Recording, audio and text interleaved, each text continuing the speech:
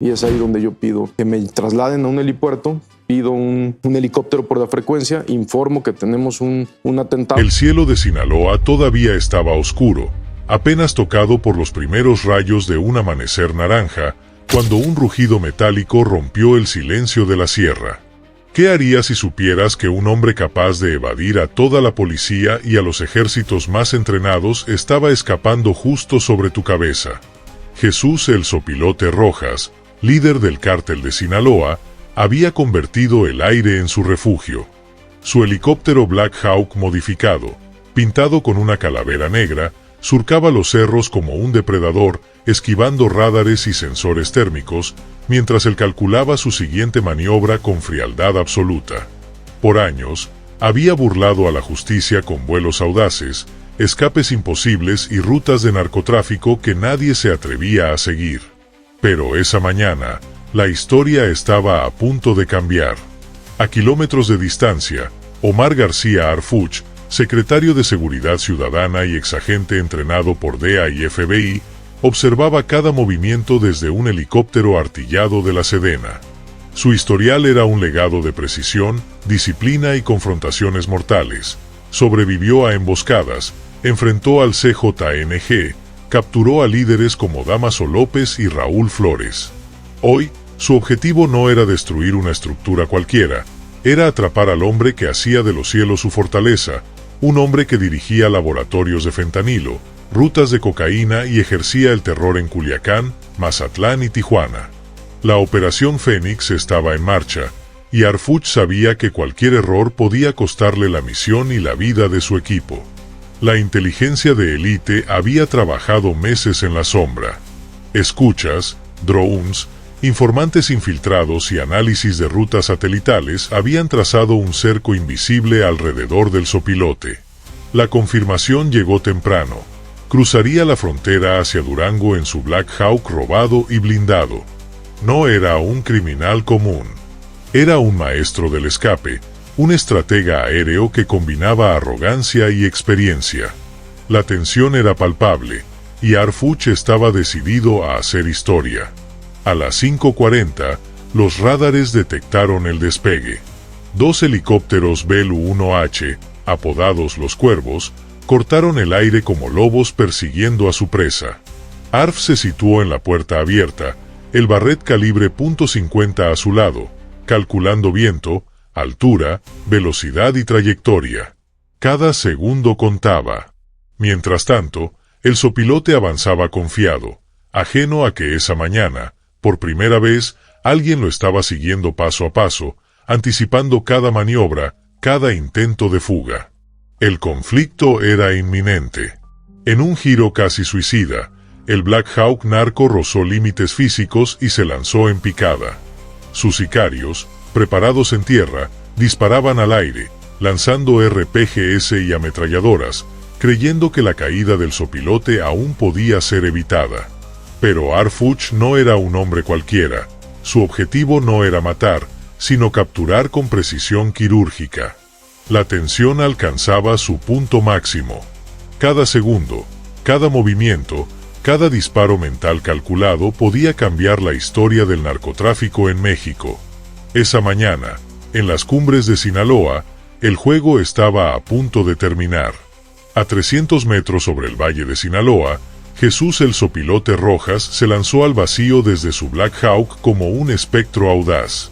Su paracaídas militar de última generación se desplegó con un chasquido seco, flotando entre las nubes rosadas del amanecer. Sus ojos, fríos y calculadores, buscaban el terreno seguro mientras su equipo de sicarios esperaba abajo, armados con AK-47, RPG-7 y ametralladoras calibre .50. Creían que la caída libre y el paracaídas serían suficientes para burlar a las fuerzas del Estado. Pero no contaban con Omar García Harfuch. En el helicóptero militar, el viento cortaba la piel como cuchillas, entrando por la puerta abierta donde Harfuch se sostenía con un arnés. Su rifle Barrett .50 descansaba pesado en sus manos, 13 kilos de acero y pólvora que representaban la última línea entre la captura y la huida. Ajustó la mira telescópica, calculando la velocidad del viento, la oscilación del paracaídas y la distancia al blanco que giraba erráticamente. Cada fracción de segundo contaba. Un disparo fallido podría significar la desaparición de Rojas entre los cerros y la muerte de la operación. El sopilote, confiado en su audacia, flotaba como un cuervo herido, ajeno a la precisión calculada que lo esperaba. A su alrededor, los sicarios en tierra disparaban al aire con ráfagas desordenadas, tratando de cubrir su escape. Pero Harfuch, con la calma de un ajedrecista experto, alineó la mira y disparó. El estruendo del barret rompió el silencio del amanecer. El proyectil, viajando a 900 metros por segundo, cortó el viento como un bisturí invisible. El impacto alcanzó la pierna derecha de Rojas, destrozando su fémur y haciendo que el paracaídas girara descontrolado. El sopilote cayó en espiral, aterrizando con un golpe brutal entre mezquites y rocas en un terreno árido y traicionero. Sus gritos resonaron como eco en el valle, mientras la confusión reinaba entre sus sicarios. Nadie esperaba que un hombre pudiera calcular un disparo así, un disparo que no buscaba matar, sino inmovilizar. En menos de 2 minutos, un equipo de fuerzas especiales descendió desde el segundo helicóptero en cuerdas de rapel, posicionándose alrededor del narcotraficante herido. El caos era total: disparos, polvo y gritos, un escenario que parecía sacado de una película de guerra, pero estaba ocurriendo en la Sinaloa real. Harfuch bajó al campo de batalla, rifle aún en mano, supervisando cada movimiento. Su presencia imponente aseguraba que nadie escapara. Los sicarios intentaban reorganizarse, pero fueron rápidamente neutralizados por la precisión de la Sedena. Finalmente, Rojas fue esposado y levantado del suelo, un trofeo humano de la Operación Fénix. No era solo una captura, era un mensaje al cártel, un recordatorio de que la ley podía golpear desde cualquier altura, incluso en los cielos que él creía dominados. El helicóptero trasladó al sopilote a una base ultrasecreta en la costa del Pacífico, conocida solo como el Alcatraz del Pacífico. Rodeada de selva espesa y fuertemente protegida, la base era un fortín donde cada detalle estaba pensado para interrogatorios de alto riesgo. Allí, Harfuch supervisó personalmente la llegada. El narco, debilitado por la caída y la pérdida de sangre, se encontró frente a un hombre que representaba la resistencia del Estado, firme, decidido y calculador. Cada palabra que soltaba sería un golpe estratégico contra el imperio que había construido desde los cielos. La tensión que se vivía no era solo física, era psicológica. Rojas había enfrentado a la ley durante años, había escapado incontables veces, pero ahora estaba atrapado. La Operación Fénix demostraba que la combinación de inteligencia, precisión y determinación podía cambiar el rumbo de la guerra contra el narcotráfico. En Sinaloa, la noticia se difundía rápido. La ley había tocado los cielos y había capturado a uno de los hombres más escurridizos del cártel. El mensaje era claro: nadie está fuera del alcance del Estado. El silencio del Alcatraz del Pacífico se rompió solo por el eco de los pasos de soldados y el goteo de agua de los sistemas de enfriamiento. Jesús el sopilote Rojas, aún retorciéndose de dolor por la pierna fracturada, fue llevado a una sala de interrogatorios diseñada para quebrar a los más fuertes. Las paredes de concreto resonaban con cada palabra y cada golpe seco del metal contra el suelo. Allí no había margen de error. Cada confesión era una pieza vital en el rompecabezas que Omar García Harfuch había construido durante 8 meses. Harfuch supervisaba la operación con la mirada de un estratega que conocía cada ángulo del tablero. La captura de Rojas no era un fin en sí mismo, sino el inicio de un golpe profundo al cártel de Sinaloa. El narco sabía que su imperio estaba en juego, y la presión comenzó a hacer mella. Bajo la amenaza de extradición a Estados Unidos, donde lo esperaba la prisión ADX Florence, los nombres de socios, rutas de fentanilo y cuentas bancarias en islas del Caribe comenzaron a salir. Cada palabra era un clavo en el ataúd de su organización, cada coordenada una bomba que Harfuch y su equipo estaban listos para detonar. Mientras Rojas confesaba, la inteligencia de la Sedena coordinaba operativos simultáneos en tierra. Culiacán, Mazatlán, Los Mochis y Guasave se convirtieron en puntos estratégicos de cateo. Los resultados fueron inmediatos. 3 toneladas de metanfetamina, 200 kilogramos de fentanilo y $15 millones en efectivo decomisados en menos de 72 horas. La red financiera y logística del cártel empezaba a desmoronarse con precisión quirúrgica. El mensaje era claro: la ley no solo captura, desmantela, golpea y persigue hasta el último resquicio del imperio criminal. El zopilote, debilitado por la caída y la presión del interrogatorio, no tuvo más opción que cooperar. Reveló laboratorios ocultos en cuevas de Badiraguato, casas de seguridad en Tijuana, Ensenada y Mexicali, así como rutas aéreas y marítimas para transportar drogas hacia Arizona, California y Texas. Cada revelación era un golpe directo a la cúpula del cártel, debilitando su estructura interna y creando fisuras que Harfuch y su equipo aprovecharían en los días siguientes. El impacto no se limitaba a la economía del crimen, era un golpe psicológico. Los sicarios, conscientes de la caída de uno de sus líderes más audaces, comenzaron a dudar, a temer por su propia seguridad. Mientras tanto, en Sinaloa, las calles respiraban una mezcla de miedo y esperanza. Las narcomantas aparecían en puentes prometiendo represalias, pero la población, cansada de décadas de terror, veía en Harfuch un símbolo de resistencia. En escuelas y mercados, los ciudadanos comenzaban a percibir que la operación tenía un alcance real, que el Estado podía actuar con decisión y precisión. La narrativa del poder absoluto de los cárteles empezaba a resquebrajarse frente a la eficacia de un operativo bien planeado. La captura del zopilote no solo proporcionó información vital, sino que redefinió el equilibrio del poder en Sinaloa.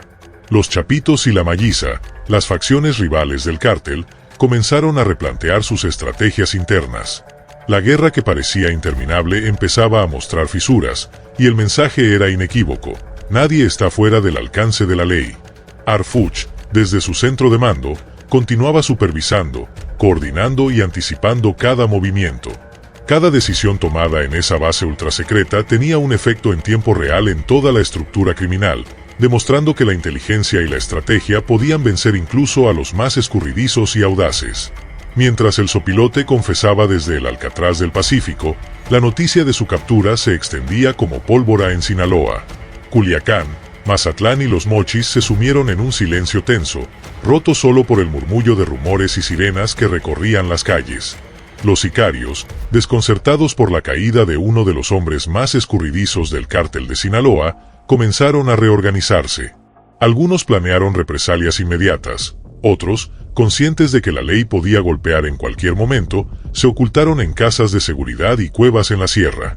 La Operación Fénix no solo había capturado a un líder, había creado un vacío de poder que podría cambiar la dinámica interna del cártel. Los Chapitos y la Malliza, facciones enfrentadas dentro del cártel, empezaron a percibir la vulnerabilidad de su organización. La caída de Rojas obligó a ambos bandos a reevaluar estrategias y territorios. La guerra interna, que ya había dejado cientos de muertos en los últimos meses, se intensificaba en silencio, mientras el gobierno actuaba con inteligencia y precisión. Cada operativo, cada cateo y cada arresto derivado de la información obtenida del zopilote debilitaba las rutas de fentanilo y polvo blanco hacia Estados Unidos, afectando directamente los ingresos del cártel y sembrando desconfianza entre sus líderes. En las calles, la reacción de los ciudadanos fue ambivalente. Por un lado, la captura generaba esperanza. Había pruebas visibles de que la ley podía actuar y proteger a la población. En mercados y escuelas, los rumores se mezclaban con la incredulidad. Un hombre tan audaz, capaz de burlar helicópteros, francotiradores y sicarios, ahora estaba bajo custodia. Por otro lado, el miedo permanecía. Los sicarios no desaparecieron. La amenaza de represalias y enfrentamientos seguía latente. Madres abrazaban a sus hijos, campesinos cerraban sus negocios temprano, y pescadores miraban al cielo con recelo. La tensión era un manto constante sobre Sinaloa, recordando que cada victoria del Estado tiene un costo. Mientras tanto, Harfuch mantenía la operación con un control absoluto. Desde el centro de mando en la Ciudad de México, coordinaba equipos de inteligencia, drones y fuerzas especiales. Cada movimiento de los sicarios era monitorizado, cada ruta de escape potencial estaba bloqueada. Los cateos simultáneos en múltiples municipios desmantelaban laboratorios, aseguraban drogas y confiscaban millones en efectivo, debilitando no solo la estructura criminal, sino también la capacidad de respuesta inmediata del cártel. La precisión de la Operación Fénix no dejaba margen para improvisaciones ni errores. Cada paso estaba calculado, cada decisión basada en información directa del sopilote. El impacto psicológico en el cártel fue profundo. La captura del sopilote desató dudas y tensiones internas. Líderes intermedios comenzaron a cuestionar decisiones, a desconfiar de aliados y a proteger sus propios intereses, fragmentando la cohesión de décadas de poder consolidado. La guerra en Sinaloa ya no era solo territorial ni económica, se había convertido en una batalla de inteligencia, estrategia y confianza. La presión del Estado obligaba a los criminales a moverse con cautela, a replantear sus rutas y a enfrentar la posibilidad de que cada acción pudiera ser monitoreada. A medida que la noticia se viralizaba en redes sociales, el efecto mediático también golpeaba al cártel. Videos, testimonios y rumores mostraban a la Sedena actuando con precisión y decisión, generando una narrativa de fuerza y control. En medio del miedo y la incertidumbre, los ciudadanos empezaban a entender que la ley podía golpear con poder, incluso en los lugares más remotos de la sierra. La captura del sopilote no solo afectó al cártel, cambió la percepción del poder en Sinaloa, dejando claro que el Estado estaba dispuesto a intervenir en cualquier terreno, aire o tierra, con precisión quirúrgica y determinación. Con Jesús el sopilote Rojas bajo custodia en el Alcatraz del Pacífico, Harfuch no perdió tiempo.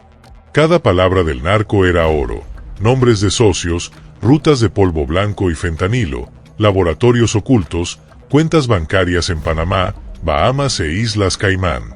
Todo debía ser aprovechado para desmantelar la estructura criminal de manera precisa.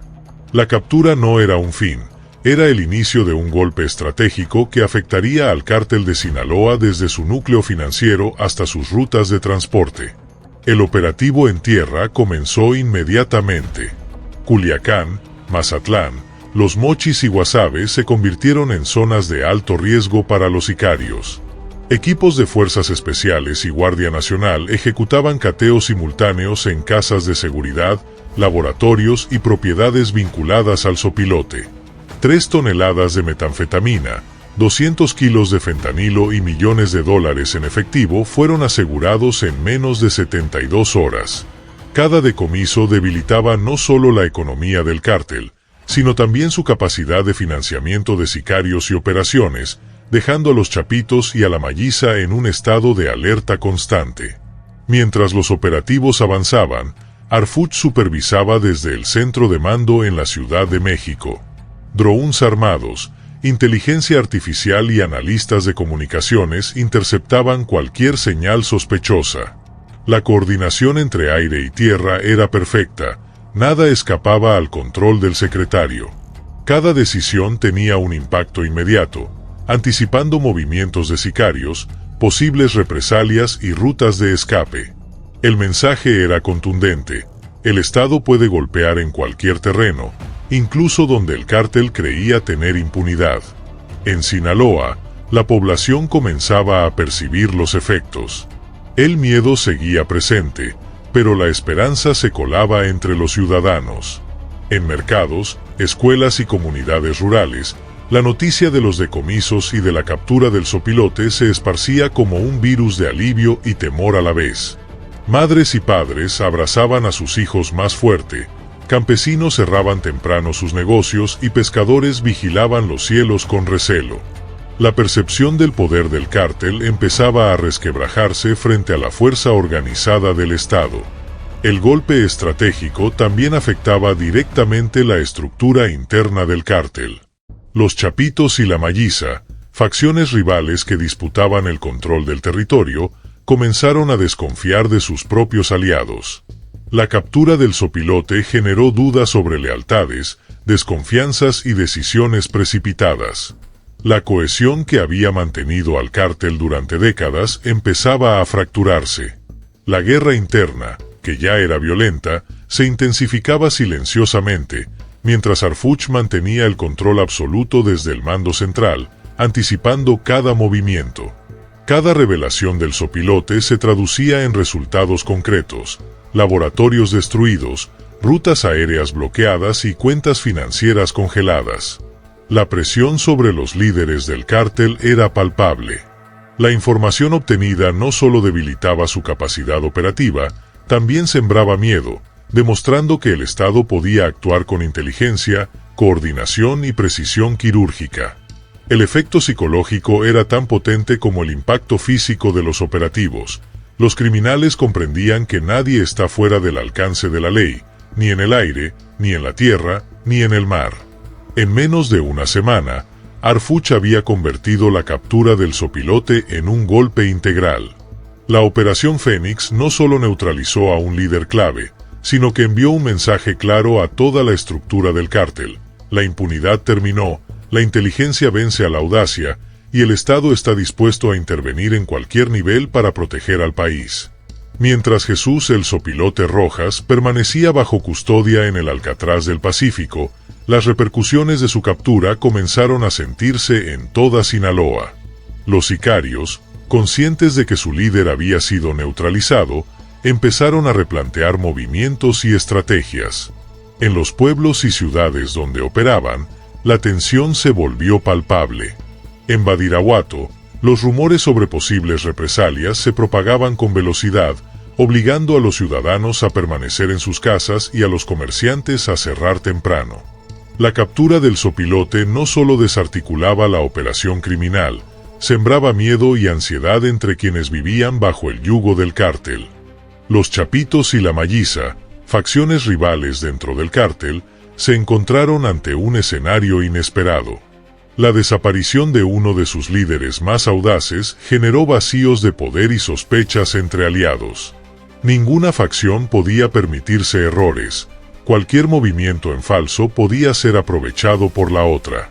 La guerra interna, que ya era sangrienta, se intensificó con un componente psicológico que Harfuch había previsto. La captura de Rojas no solo debilitaba la capacidad operativa del cártel, también desestabilizaba su estructura de mando. En el plano mediático, la noticia se viralizó rápidamente. Videos del paracaídas del sopilote cayendo entre los mezquites, testimonios de testigos y la intervención precisa de la Sedena se convirtieron en tendencia en redes sociales. Los ciudadanos comenzaron a percibir que, finalmente, el Estado tenía la capacidad de actuar con precisión en cualquier lugar. La narrativa de impunidad que el cártel había construido durante décadas empezó a resquebrajarse frente a la evidencia de operativos coordinados, inteligentes y letales. Entre admiración y miedo, la población comenzaba a distinguir que la justicia podía imponerse, incluso frente a los criminales más audaces. Mientras tanto, Harfuch continuaba dirigiendo cada paso desde el centro de mando en la Ciudad de México. Drones con tecnología avanzada, inteligencia artificial y analistas especializados rastreaban los movimientos de los sicarios restantes. Cada ruta, cada escondite y cada comunicación era monitoreada. La combinación de inteligencia, fuerza y estrategia convertía a la Operación Fénix en un ejemplo de coordinación impecable. La captura del sopilote no solo había proporcionado información clave, había demostrado que el Estado podía actuar de manera rápida, decisiva y letal. En el terreno, los efectos eran inmediatos. La Guardia Nacional y la Sedena ejecutaban cateos en casas de seguridad, laboratorios clandestinos y propiedades vinculadas a la operación de Rojas. La presión sobre los Chapitos y la Malliza era constante. Los líderes intermedios comenzaron a desconfiar de sus aliados, a mover recursos y a replantear rutas de escape y transporte de drogas. La cohesión interna del cártel estaba en jaque, y Harfuch sabía que cualquier error del enemigo sería aprovechado para debilitarlo aún más. El impacto psicológico sobre los sicarios fue profundo. La caída de su líder más astuto demostró que nadie estaba fuera del alcance del Estado. Cada operativo en tierra, cada interceptación de rutas y cada decomiso económico dejaba claro que la Sedena y Harfuch no solo podían golpear con fuerza física, sino también desestabilizar la estructura del cártel desde su núcleo. La Operación Fénix se consolidaba así como un modelo de eficacia y estrategia en la guerra contra el narcotráfico mexicano, enviando un mensaje inequívoco: la ley puede golpear en cualquier terreno, en cualquier altura y a cualquier hora. Con el Zopilote bajo custodia en el Alcatraz del Pacífico, los Chapitos y la Malliza enfrentaban un nuevo panorama. La captura de Jesús Rojas no solo eliminaba a un líder clave, desataba una batalla silenciosa por el control de Sinaloa. Cada movimiento en la sierra, cada traslado de drogas, cada decisión estratégica se volvió un juego de ajedrez mortal. La rivalidad interna se intensificó y la paranoia comenzó a filtrarse entre los sicarios. ¿Quién era leal? ¿Quién traicionaría? La presión se sentía en cada municipio, en cada calle, en cada rancho. Mientras tanto, Harfuch no bajaba la guardia. Desde su centro de mando, coordinaba la desarticulación financiera y operativa del cártel.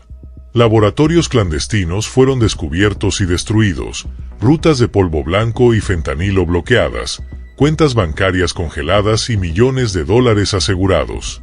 Cada acción estaba sincronizada con la información obtenida del Zopilote, transformando su confesión en un mapa de vulnerabilidades que golpeaba al cártel desde todos los frentes. El efecto psicológico era igual de devastador. La captura había mostrado que incluso los criminales más audaces no estaban fuera del alcance de la ley. En Mazatlán y Culiacán, la población observaba con asombro y miedo cómo el Estado actuaba con precisión quirúrgica. Mientras los sicarios intentaban reorganizarse, Harfuch continuaba anticipando movimientos, controlando drones, analizando comunicaciones y asegurando que cada golpe tuviera un impacto directo en la estructura criminal. La operación no solo debilitaba al cártel, cambiaba la percepción del poder. La inteligencia y la estrategia demostraban que, en esta guerra, la audacia podía ser vencida por la precisión. Apenas se difundió la noticia de la captura del Zopilote, la reacción de los Chapitos y la Malliza no se hizo esperar. Los sicarios comprendieron que la Operación Fénix había afectado directamente sus finanzas, su estructura y, sobre todo, su prestigio dentro del mundo del narcotráfico. La presión interna se volvió insoportable. La caída de Rojas era una herida abierta que exigía respuestas inmediatas, pero cada acción estaba vigilada por la Sedena y Harfuch. La venganza se planeaba en secreto, en casas de seguridad y cuevas de la sierra, pero la inteligencia del Estado anticipaba cada movimiento. Los primeros ataques fueron simbólicos y estratégicos. Narcomantas aparecieron en puentes y carreteras, prometiendo represalias contra Harfuch y sus hombres. Videos de sicarios disparando al aire y destruyendo propiedades de rivales circulaban en redes sociales, buscando sembrar miedo y demostrar que el cártel seguía vivo. Sin embargo, la población empezaba a distinguir entre el ruido mediático del cártel y la realidad de los operativos coordinados. La presencia de fuerzas especiales y drones en los cielos demostraba que el Estado podía actuar con rapidez, incluso en los territorios más controlados por el crimen. En Sinaloa, la tensión era palpable. En Culiacán, Mazatlán y Badiraguato, escuelas y mercados operaban con precaución. Los ciudadanos, conscientes del riesgo, evitaban las calles. Las madres abrazaban a sus hijos con fuerza, mientras los comerciantes cerraban temprano sus negocios. La violencia ya no era solo una amenaza distante. La guerra entre cárteles y el Estado se sentía en cada barrio, en cada rancho, en cada camino rural. El miedo coexistía con la esperanza, y la percepción del poder del cártel empezaba a resquebrajarse. Harfuch, desde su centro de mando, continuaba supervisando cada operación. Cada cateo, cada aseguramiento de drogas y dinero, cada movimiento de los sicarios era monitoreado con precisión. La inteligencia obtenida del Zopilote se convertía en un mapa de vulnerabilidades, laboratorios ocultos, rutas aéreas y marítimas, y líderes intermedios vulnerables a la presión. El efecto combinado de los golpes en tierra y aire debilitaba la estructura del cártel de manera estratégica, sin improvisaciones ni errores. Los Chapitos y la Malliza comenzaron a experimentar fisuras internas. La desconfianza entre sus propios hombres crecía, la paranoia reemplazaba la obediencia. Algunos sicarios se ocultaban, otros abandonaban rutas de transporte, mientras el Estado consolidaba su ventaja. La captura del sopilote no solo era un éxito operativo, sino un golpe psicológico que demostraba que incluso los líderes más audaces podían ser neutralizados. La guerra en Sinaloa se reconfiguraba, y la población observaba cómo la fuerza del Estado podía imponer un nuevo equilibrio de poder. La estrategia, la inteligencia y la precisión habían demostrado ser superiores a la audacia y la violencia cruda del narcotráfico. La captura del sopilote marcó un antes y un después en Sinaloa. Con Jesús Rojas bajo custodia en el Alcatraz del Pacífico, Harfuch había logrado un golpe estratégico y psicológico que debilitaba al cártel desde su núcleo financiero hasta sus rutas de transporte. Cada laboratorio desmantelado, cada kilo de polvo blanco y fentanilo asegurado y cada $1.000.000 confiscado enviaban un mensaje inequívoco: la audacia del narco tenía límites y la inteligencia podía superar la violencia. La estructura interna del cártel se fracturaba, los chapitos y la malliza se encontraban en constante tensión, dudando de aliados y rediseñando estrategias. La guerra interna se intensificaba, pero bajo control del Estado. En las calles, la percepción del poder del cártel cambiaba. Los ciudadanos empezaban a distinguir entre el ruido mediático de las narcomantas y la realidad de los operativos. Mercados, escuelas y barrios operaban con precaución, pero la esperanza se filtraba. La ley podía actuar incluso en los territorios más controlados por el crimen. La población, cansada de décadas de miedo, percibía que la justicia no solo era posible, sino tangible. Harfuch había demostrado que la estrategia, la inteligencia y la precisión podían imponer un nuevo equilibrio de poder en Sinaloa. Desde su centro de mando en la Ciudad de México, Harfuch continuaba supervisando las operaciones. La captura del sopilote era solo el inicio de un proceso mayor: desmantelar redes, interceptar rutas y neutralizar líderes intermedios. Cada decisión, cada cateo y cada aseguramiento fortalecía la percepción de que el Estado podía golpear en cualquier terreno, aire o mar. La Operación Fénix no fue un golpe aislado, fue un mensaje que cambió las reglas del juego del narcotráfico mexicano. El sopilote, debilitado y consciente de su derrota, proporcionaba información clave que debilitaba aún más al cártel. Sus confesiones abrían rutas para futuras operaciones y fortalecían la estructura del Estado. Harfuch, símbolo de resistencia frente al crimen organizado, consolidaba su reputación como un estratega capaz de neutralizar audacias que parecían imposibles. La historia de esta cacería aérea y terrestre quedará grabada en la memoria de México, un recordatorio de que, aunque la violencia del narcotráfico persista, la precisión, la inteligencia y la determinación del Estado pueden prevalecer.